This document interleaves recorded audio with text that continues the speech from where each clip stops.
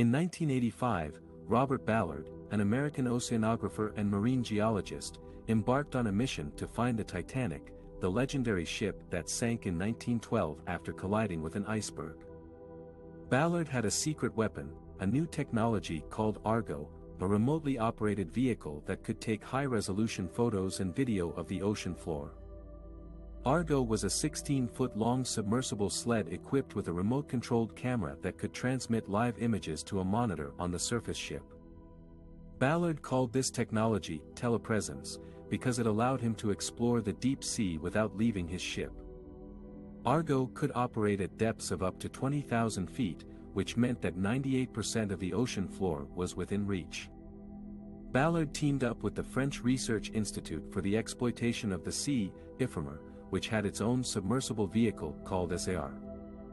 Together, they searched a large area of the North Atlantic where the Titanic was believed to have sunk. They used sonar to map the seafloor and look for anomalies that could indicate a large metal object. On September 1, 1985, after several days of searching, Ballard and his team spotted something on their monitor that looked like a boiler. They realized they had found the Titanic. They sent Argo closer to investigate and were amazed by what they saw. The ship was remarkably well preserved, despite being submerged for more than 70 years. They saw the bow and stern sections, separated by a debris field of twisted metal and personal belongings. They saw the bridge, the promenade deck, the grand staircase, and the portholes. They also saw rusticles, which are formations of iron-eating bacteria that cover the ship's hull. Ballard and his team spent several days exploring and documenting the Titanic site with Argo.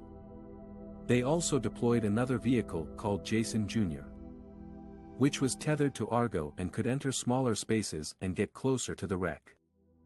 They took thousands of photos and hours of video footage, capturing stunning images of the Titanic that had never been seen before.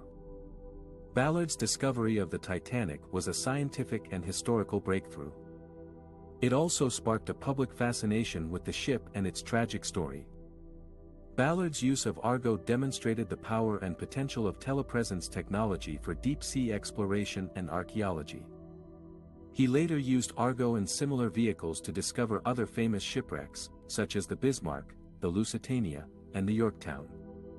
The Titanic was one of the most luxurious and technologically advanced ships of its time, but it met a tragic end when it collided with an iceberg on April 14, 1912. More than 1,500 people lost their lives as the ship sank to the bottom of the Atlantic Ocean.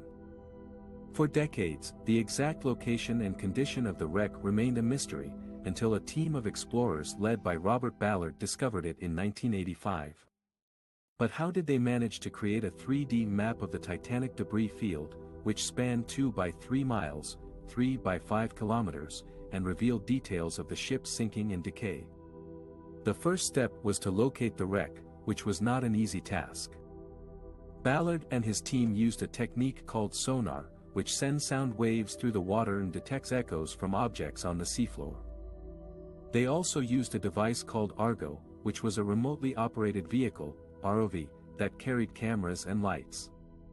Argo could be towed behind a ship and sent live video feeds to the surface. By scanning the ocean floor with sonar and Argo, Ballard and his team eventually found the bow and stern sections of the Titanic, as well as a large debris field that contained fragments of the ship and its contents. The next step was to document and map the wreck site, which required more advanced technology. Ballard and his team used another ROV called Jason, which was smaller and more maneuverable than Argo. Jason could be controlled by a joystick and had robotic arms that could collect samples and artifacts. Jason also had a device called SAR, which stood for side-scan sonar. SAR could create high-resolution images of the seafloor by emitting sound waves from both sides of the vehicle and recording their reflections. By combining SAR images with GPS data, Ballard and his team were able to create a detailed map of the Titanic debris field. The final step was to analyze and interpret the data, which revealed new insights about the Titanic's fate. The map showed that the ship had broken into 2 main pieces before hitting the ocean floor, and that the debris field was shaped like a fan, indicating that the ship had rotated as it sank. The map also showed that some parts of the ship were more intact than others, depending on their material and structure. For example, the wooden deck chairs had disintegrated, while the iron bathtubs had survived. The map also showed signs of biological activity, such as rustic less, which are formations of bacteria that feed on iron.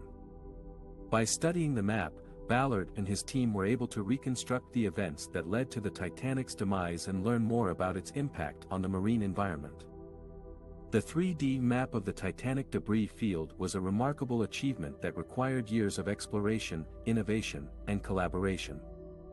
It was also a tribute to the memory of those who perished in one of history's most infamous disasters.